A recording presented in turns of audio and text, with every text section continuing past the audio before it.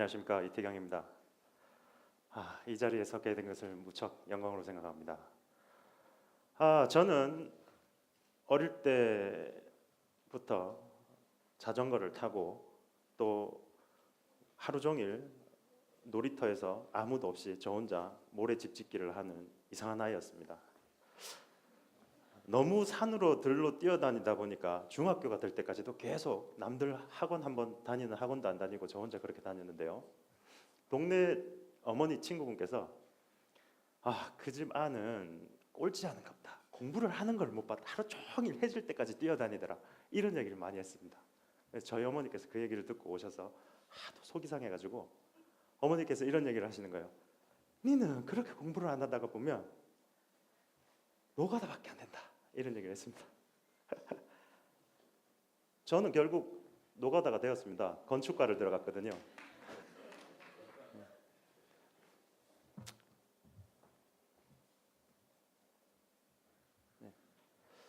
제가 왜 이야기를 했냐면요.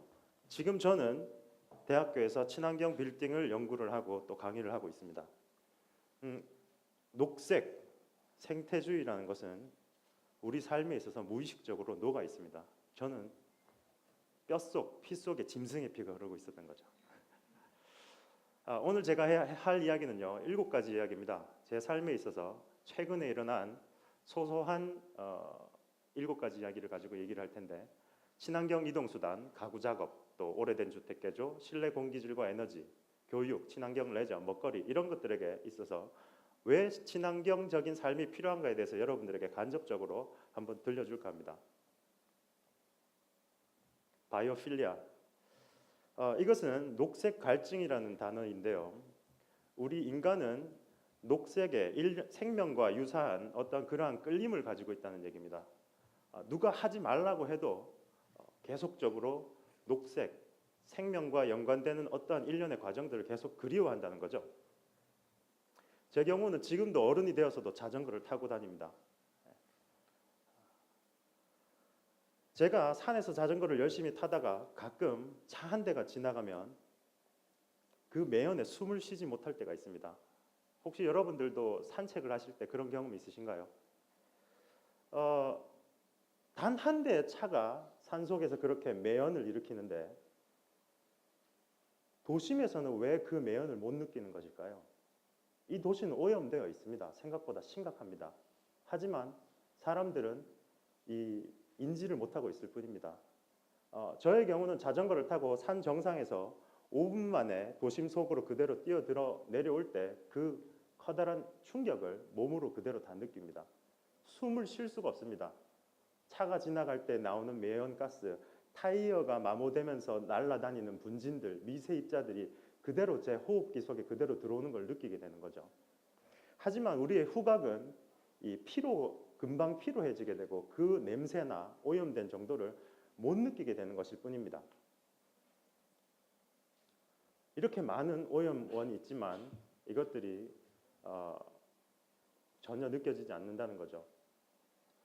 제가 자전거를 타고 가지 않고 차로 아침에 출근을 할 때요, 60km의 속도에서 신천대로에서 80km의 속도, 앞산순환도로에서 60km, 신천대로에서 80km로 어마어마하게 빨리 달리고 또 출근 시간에 정체를 반복되는 동안에 걸리는 시간은 50분입니다. 그런데 제가 자전거를 타고 천천히 휘파람을 불면서 학교까지 가도 50분 만에 갈 수 있습니다. 그래서 저는 지금도 강의가 없는 날 또는 회의가 없는 날은 이렇게 자전거를 타고 다닙니다. 즉 제가 3개월 동안에 나무를 심지 않았더라도 36리터의 휘발유를 자전거를 탐으로써 절약할 수 있고, 이것은 나무 한 그루를 심는 것과 동일한 효과를 가지고 있습니다. 돈을 제외하고서 말이죠. 다음으로서는 제게 아들이 있는데 아들들을 너무나 사랑하는 고모가 이사를 가게 되었습니다. 그래서 선물로 무엇을 살까 고민을 많이 하다가 어떤 선물을 사는 것보다는 제가 직접 디자인을 해서 주리라고 마음을 먹었습니다. 그래서 친환경적이고 아름다우면서 또 휘발성 유기화합물들을 뿜어내지 않는 그러한 그 건강에도 좋은 그리고 가벼운 그러한 것들을 가구를 테이블을 디자인을 하기로 마음을 먹고 이렇게 스케치를 많이 하고 뭐 한 100여 가장의 스케치를 해서 그중에 계속 발전을 시켜서 이러한 형태로 나가게 되는데요. 컨셉은 어떤 인간과 메뚜기 비슷한 어떤 그러한 곤충, 그 다음에 나뭇잎 뭐 이러한 컨셉들을 같이 섞었습니다. 5가지의 부재. 오동나무는 굉장히 가벼우면서 그리고 약하지만 제가 뿌리 부분을 특별히 찾아서 5가지의 오동나무 조각을 찾았습니다. 그리고 90cm 한 개, 65cm, 그리고 55cm의 2개의 오동나무 5개의 조각으로 이렇게 가구를 만들게 되었습니다. 하루에 2시간씩 거의 6주의 시간을 보냈는데요. 이걸 하면서 이거 괜히 했어 이런 생각을 했을 것 같은데요. 하다 보니까 오히려 제 자신이 치유가 되는 느낌을 많이 받았습니다.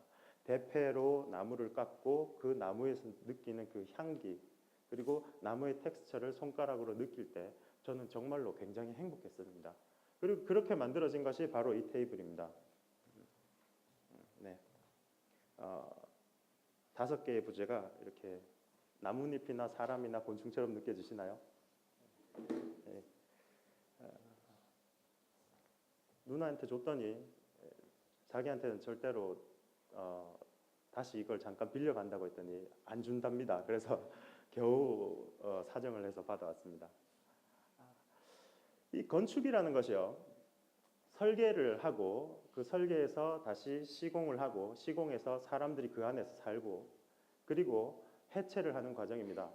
이 과정에서 설계를 아무리 잘하더라도 친환경적으로 설계를 하지 않는다면 시공 중에 그 시공자들은 독한 유독가스를 막기 위해서 마스크를 끼고 일을 해야 하고 그것이 가두더라도 사람이 살고 있는 동안에 사람들에게 치명적인 영향을 미칠 수가 있습니다. 그리고 해체를 한 이후에는 다시 그 대지에 남아서 고스란히 그 대지에 사는 생물군과 그리고 지하 대수층을 오염시키기 시작할 수 있다는 것이죠. 이것은요, 저희 집에 작년에 일어난 일입니다. 겨울 내내 아이들이 감기에 걸려서 콜록거리고 심지어 첫째 애가 폐렴에 걸려서 병원에 입원을 하게 됩니다. 워낙 건강한 아이들인데 그렇게 되다 보니 저는 화가 났습니다. 그래서 걱정되기보다는 화가 났는데 어느 순간 이 부엌에 앉아서 천정을 바라보니까 이렇게 곰팡이가 쓰러져 있었습니다. 있을 수가 없는 일이었죠. 그래서 천정을 뜯어봤더니 위층에서 아파트다 보니까 위층에서 물이 한 방울 한 방울씩 떨어져서 천정 전체가 부엌 천정 전체가 안에 곰팡이 포자가 잔뜩 퍼져 있었고 그리고 파이프를 둘러싼 부분에 지금은 금지된 성면 자재들로 감겨져 있었습니다. 그 성면 가루나 이런 것들이 날아다녔다는 얘기죠. 대학교에서 친환경 건축에 대해서 강의를 하는데 집이 저 모양이었는데 저는 몰랐습니다. 그래서 너무 화가 나서 이거 부엌을 싹 뜯고 새로 지어야 되겠다라는 생각이 들어서 저 자재들을 전부 다 처리를 하고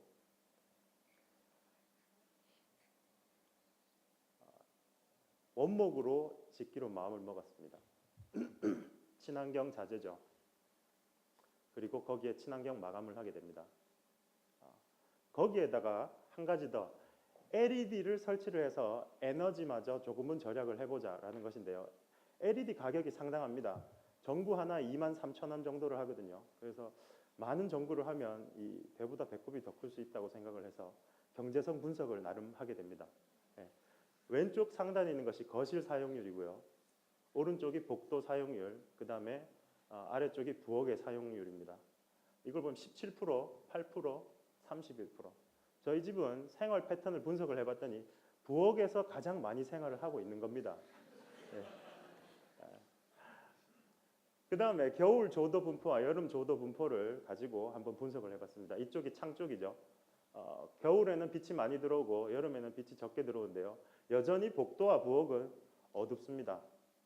결국은 가장 많이 사용하는 부엌 부분에 LED를 설치를 하면 가까운 복도와 약간의 거실마저도 책을 읽을 정도는 아니지만 밝아질 수 있다는 것이죠. 그렇게 해서 비싼 LED를 설치를 하고 이렇게 시공을 했습니다. 저와 친한 형님이 둘이서 여름방학 동안 직접 한 겁니다. 원목은 숨을 쉬고 있습니다. 죽어서도. 그래서 습기를 머금고 있다가 방출을 하기 때문에 특별히 가습기가 필요 없고요. 아주 아늑한 분위기가 나서 좋았습니다. 실내 공기질로 넘어가겠습니다. 집에 그렇게까지 실내가 오염이 되어 있다는 것을 몰랐는데 다시 내 생활부터 바로 잡자라는 생각이 들었습니다. 실내 공기는 건축 자재나 가구로부터 오염이 될 수 있습니다. 미세먼지가 돌아다닙니다. 우리가 움직일 때마다요. 그리고 세제, 드라이클리닝 등의 화학약품이 집안에 퍼지고 있습니다. 또 취사 난방 가스에 의한 오염이 되고 있습니다. 그리고 또 한 가지 오염원이 있습니다. 바로 여러분들입니다. 네, CO2인데요. 여러분들이 집에서 숨을 쉴 때마다 나오는 이 이산화탄소는 여러분들을 위협합니다. 네, 작은 방에서 방문을 닫아두고 잠을 자게 될 경우에 이산화탄소가 농도가 높아지면 아침에 두통이 일어나고 공부를 열심히 하더라도 계속 집중력이 저하가 되면 졸리기 시작합니다. 저 뒤에 계신 분들이 지금 졸고 계시더라도 저는 제 강연이 재미없어서 그렇지 않다라고 생각을 하겠습니다. 심하면 죽음에 이를 수도 있는데요. 현대의 아파트나 가정주택은 에너지 효율을 높이기 위해서 기밀성을 굉장히 중요하게 여기고 있습니다. 즉 바람이 통하지 않도록 틈새 바람마저 모두 다 막는 설계를 하고 있는데요. 시공이 잘 된 집이라면 부엌에 환풍기를 아무리 돌려도 공기가 빠져나가질 않습니다. 그 말은요, 인풋이 없으면 아웃풋이 없다는 얘기인데요. 우리나라 주택은 외국과 다르게 이 공기로 인해서 데우는 방식이 아니라 바닥 온돌 난방 방식이죠. 그래서 신기하게도 인풋이 없이 아웃풋만 존재합니다. 여러분들이 샤워를 할 때 환풍기를 아무리 돌려도 습기가 바깥으로 빠져나가지 않는 그런 게 바로 그런 이유 때문입니다. 결국 집안에 있는 이 모든 것들이 밖으로 빠져나갈 방법이 없다는 거죠. 그래서 저는 열교환기와 그리고 에너지원을 보충하면서 환기를 시킬 수 있는 장비를 집안의 아파트에다가 설치를 직접 하려고 했습니다. 벽난로입니다. 제가 집 발코니에다 설치를 한 것인데요. 친환경 자재를 사용을 했고 벽돌과 황토만을 사용을 했습니다. 환기 성능을 강화시켜주고 겨울에는 약간 따뜻하게 보조 에너지원으로도 작용을 합니다. 그리고 정신적 안락감을 주죠. 이거는 동영상인데요.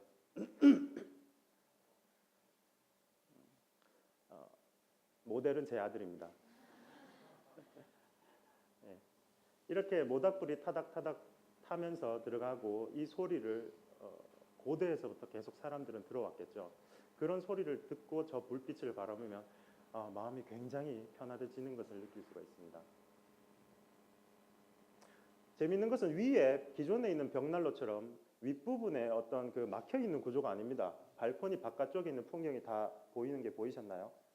즉 위쪽 부분에 뚫려져 있는 것이 없이 저렇게 그 뒤쪽 부분에 온돌 방식으로 같이 결합을 시켰기 때문에 따뜻한 에너지를 차가운 바람이 바로 들어와서 집안을 춥게 만드는 것이 아니라 데워진 공기를 열교환기 역할을 하면서 환풍 효과도 가지는 그러한 방식으로 제가 개조를 했습니다. 친환경 교육입니다. 제가 수업 시간에 학생들에게 직접적으로 이렇게 실험을 통해서 친환경이라는 것이 멀리 떨어져 있지 않고 너무 어려운 것이 아니다라는 것을 하나에 한 2주 정도 시간을 내서 한 수업 내용이었는데요.